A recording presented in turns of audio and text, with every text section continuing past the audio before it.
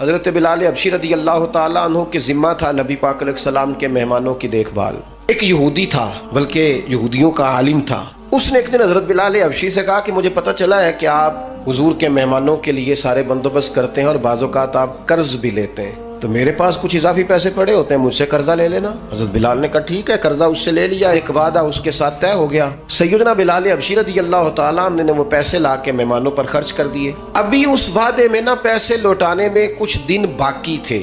نبی کریم علیہ السلام، سیدنا فاروق اعظم، چند اور صحابہ مدینہ منورہ کے ایک چوک میں موجود تھے، تو وہ یہودی مطالبہ کرنے آ گیا۔ اس نے آ کے کہا میرے پیسے دیں، تو نبی پاک علیہ السلام نے فرمایا ابھی تو وعدے میں وقت باقی ہے۔ اس نے معاذ اللہ سخت باتیں کرنی شروع کر دی۔ اب آپ کے پاس دلیل بھی ہو، آپ سچے بھی ہوں، وعدے میں ٹائم بھی ہو، تو کسی کی سخت بات سنی جاتی ہے۔ اب جب اس نے سخت بات کی تو سیدنا عمر فاروق نے تلوار پہ ہاتھ رکھا۔ حضرت عمر ہے نا، شیر ہے نا اللہ رسول کے، ہاتھ رکھا تلوار پر۔ نبی پاک علیہ السلام نے فرمایا عمر جلدی نہ کر۔ حضور فرمانے لگے عمر اس نے پیسے لینے ہیں، وہ مطالبہ کر سکتا ہے، تمہیں چاہیے تھا کہ تم اسے کہتے ذرا نرمی کر، مجھے کہتے پیسے ادا کر دیں۔ حضور فرمانے لگے اب اس طرح کرو، اس کے ساتھ جاؤ، فلاں جگہ کھجوریں پڑی ہیں، جتنا اس کا قرض ہے اتنی کھجوریں تول کے دے دو، اور یہ جو تم نے تلوار پہ ہاتھ رکھا ہے نا، اسے ڈرایا ہے، تھوڑی کھجوریں زیادہ بھی دے دینا۔ حضرت عمر ساتھ لے گئے، کھجوریں تول کے دی۔ حضرت عمر کہتے ہیں اب حضور کا حکم تھا، تھوڑی زیادہ بھی دی۔ فرماتے ہیں وہ مجھے کہنے لگا عمر ایک بات کرنی تھی۔ کہتے ہیں مجھے غصہ تھا، میں اس کے اوپر نرمی کر ہی نہیں رہا تھا، میں نے کہا جی کیا بات کرنی تھی، کھجوریں لے جائیں، آپ کا کام ہو گیا۔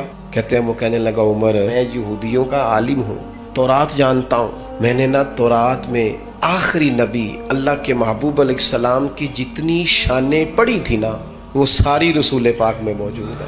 ایک شان میں نے یہ حضور کی پڑھی تھی کہ وہ بڑے حلیم ہوں گے، ان کے مزاج میں کمال حوصلہ ہوگا، اور جتنا جتنا کوئی جہالت کرتا جائے گا محبوب کی بردباری اتنی بڑھتی جائے گی۔ عمر میں نے جان بوجھ کے قرضہ دیا تھا، باقی ساری شانیں دیکھ لی تھی، یہ میں دیکھنا چاہتا تھا، میں نے قرضہ بھی جان بوجھ کے دیا، وقت سے پہلے بھی جان بوجھ کے آیا، سخت باتیں بھی معاذ اللہ کی، لیکن جب رسول پاک صلی اللہ علیہ وسلم کی بردباری، حوصلہ اور وفاداری دیکھی تو عمر اب تو مہربانی کرنا، مجھے لے چلنا، نبی پاک سے معافی بھی لے کے دے دے اور رسول پاک کا کلمہ بھی پڑھوا دے۔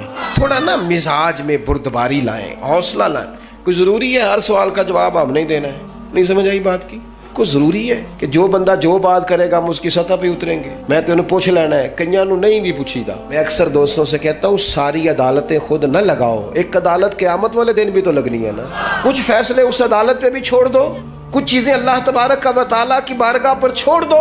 ہمارا ایک تو استقامت کا مزاج نہیں، دوسری بردباری نہیں۔